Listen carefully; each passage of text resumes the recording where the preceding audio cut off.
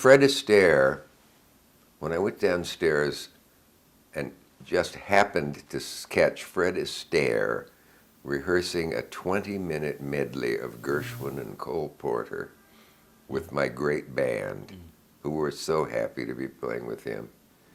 And I thought this might have historic importance. And he danced on that show long after retiring. And once you learn things that are nice little widgets or bits you can put into conversation at dull moments at cocktail parties in later life, like the fact that I did a wonderful pair of shows on the PBS show with songwriters.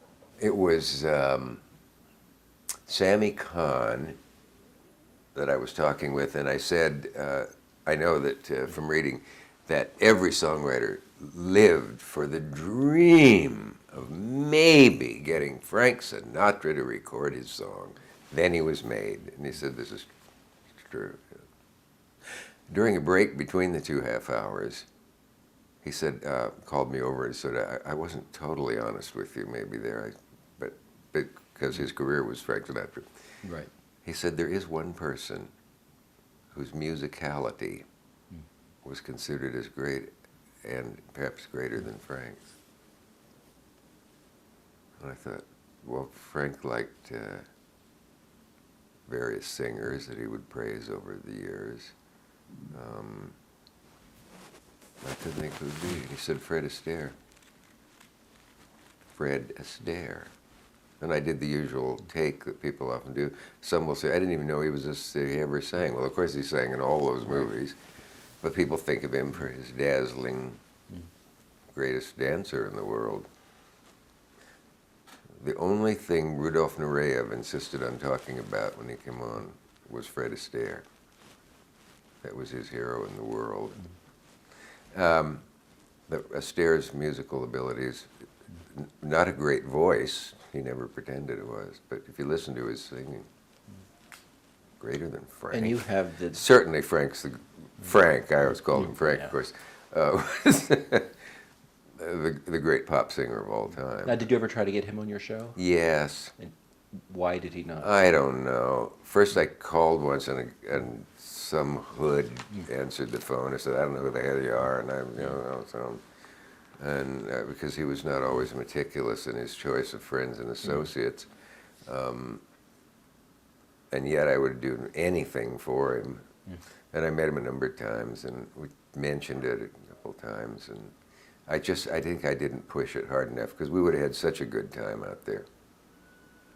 Or there are people... Cary Grant, right. Same thing. I almost got Cary Grant, I guess, and I didn't push hard enough on that.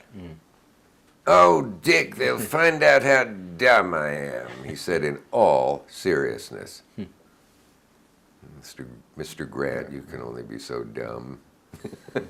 The DVDs came about partly because for years people said everybody else has DVDs out and how come you don't? And I always said, I don't know.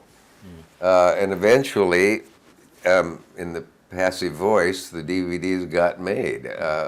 Wasn't really the driving force. I thought they'd be excerpts from the shows, like some of the others are. For Johnny, they can take a Rickles spot and something, make a nice collage of stuff. But these are the entire shows.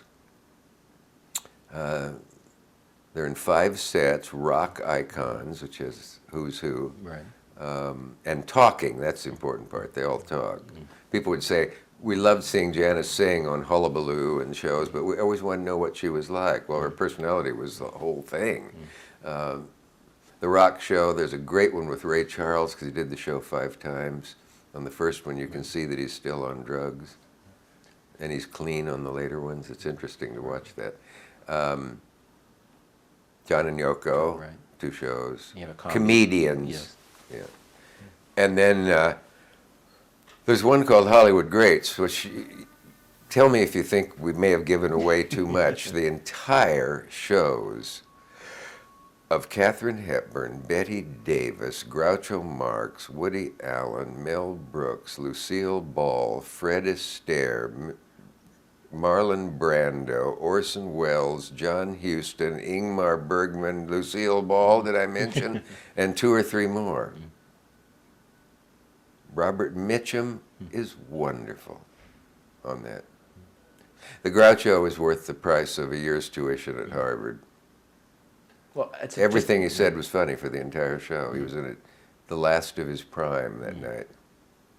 And I got a letter.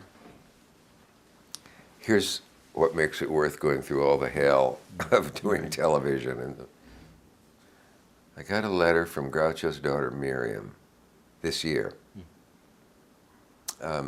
Thank you, Mr. Cavett, for something I should have thanked you for 20 years ago. Then you wrote an introduction to my dad's book called Love Groucho. It was a collection of his letters to her when she was a college student. She was away at school. And he was a born writer and witty writer, and they're wonderful. And I wrote the introduction. The publisher didn't do much with it, as your publishers are known to do. Anyway, I want to thank you. I was drunk for 15 of those years, she said. She's a valuable, confessing, recovering alcoholic who knows what it's really like. And in the letter, as I was reading it, my eye dropped several lines to the line that said, "My father thought the world of you." It gets me now.